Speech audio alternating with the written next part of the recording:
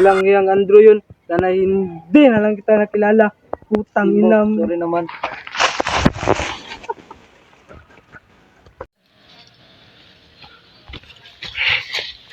Imbo, sorry naman. Hindi ka naman Nagala ka pa. Talagang mapakita sa akin. matalik tayo magkaibigan. Kaya damay-damay na talaga to. Simula ngayon, magkanya-kanya tayo. Tinutuloy na kitang kaway. Tagam yan sa bato. Hindi ko naman alam na hinawaan ako ni Mindy. Umalis ka na, Andrew. Bang napagtimpi ba ako? Grabe ka naman, Imbo. Paalam, matalik kong kaibigan. Magpakalayo-layo muna kami ni Mindy. Lalo't buntis siya. Wag na wag mo akong gawing nino kung ayaw kong ipakalat ang skrito mo. Hasta la vista, Imbo. Putang ina mo.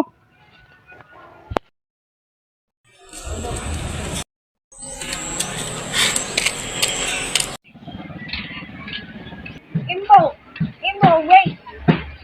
Hoy, Imbo! Sydney, bakit ba? Stupid mo naman! Pinabot lang ni Aling Nora yung sukli mo, nakalimutan mo kasi. Sorry.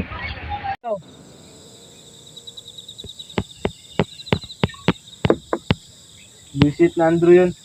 Sinusumpa ko, hindi na ako kakain ng karne. Walang iya, gagapusin ko ng sarili ko.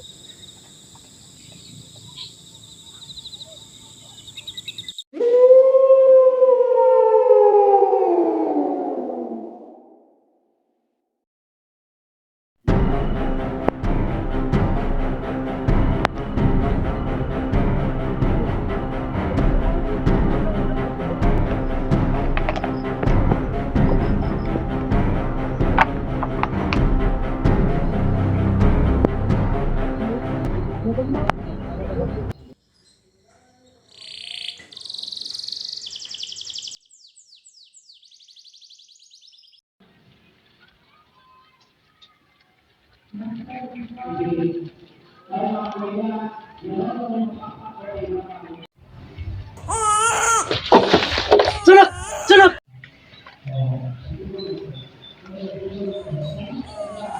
Sanggol!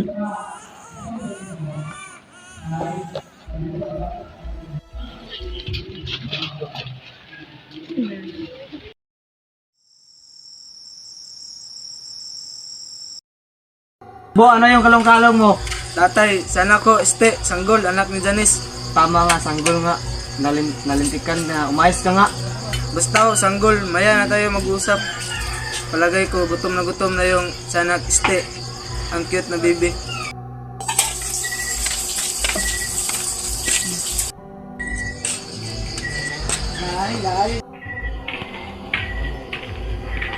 Nay, padidihin niya na ang bibi. Gutom na ito, panigurado. Nang kaninong anak yan? Nang kidnap ka ng bata, ibalik mo yan sa pamilya niya kung ayaw mo, hampasin kita ng buntot ka. Aray ko po, Nay. Minawan kayo. Tagal bang nagsasabi ka ng totoo? Pagkagising ko, nastabi ko na ang meal na ito. Ito, gatas yung lahin mo.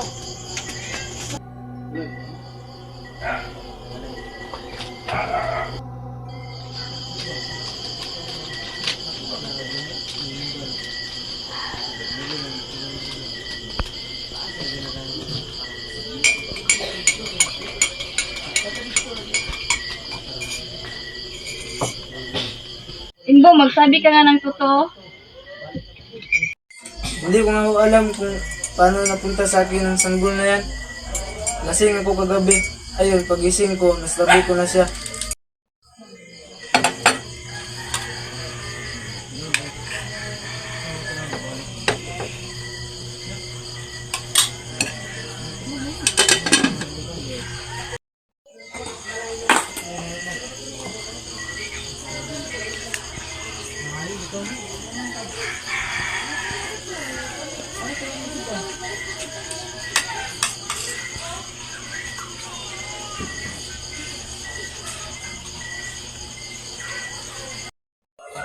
Patutunayan ko sa Andrew ngayon na nagkamali siya na hinawaan niya ako.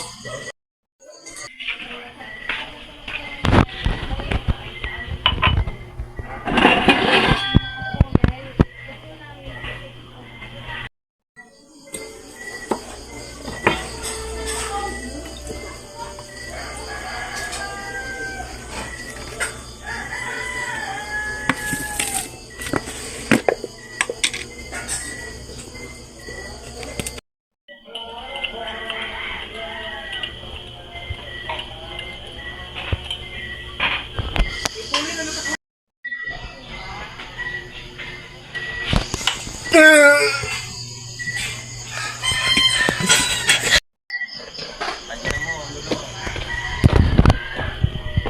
apo. Sino yung sintunadong nangawa sa'yo? Lolo, talantado. Hindi sintunado. Magkatunog lang sila. Magsabi ka ng totoo. Sinong damo ang nanghawa sa gwapo kong apo?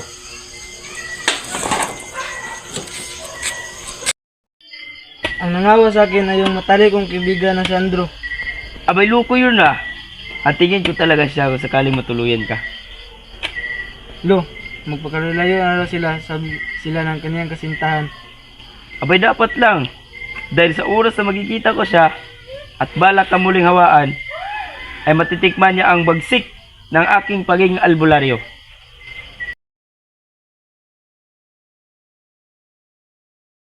Siya ka na imbo, sa iyo ko napiling iwanan ang aking pamangkin na anak ng prinsipe ng mga aswang. Dahil alam ko magiging ligtas siya, dahil ang kinaroroonan ng kubo niyo sa bukid ay may nakabaon na isang baon ng tulak, na tanging makapatay sa kalaban namin mga itim na nilalang. Sila ang mga aswang na hayok sa lamang kapangyarihan at teritoryo. Itinakas ko ang aking pamangkin dahil taglay nito yung pinakamakapangyarihang bertod na makakalipol sa angkan ng aming mga kaaway. Sa lukuyang may digmaan sa aming teritoryo, kaya kami nahahati dahil gusto naming protektahan ang susunod na magiging prinsipe ng mga aswang, si Argos ang sanggol. Manami.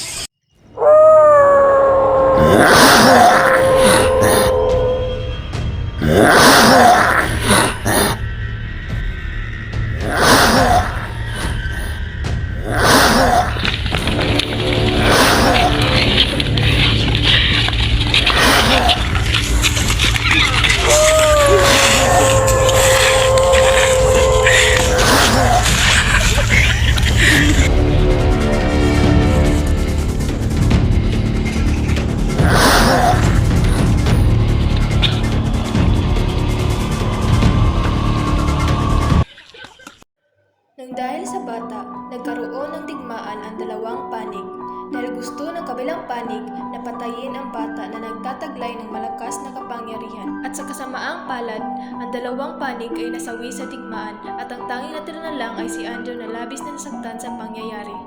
Mabuti na lang at nandyan si Imbo para samahan si Andrew. Makalipas ang ilang taon, si Andrew at Imbo ay namuhay ng masaya at kinalimutan lahat ang mga masasamang alaala.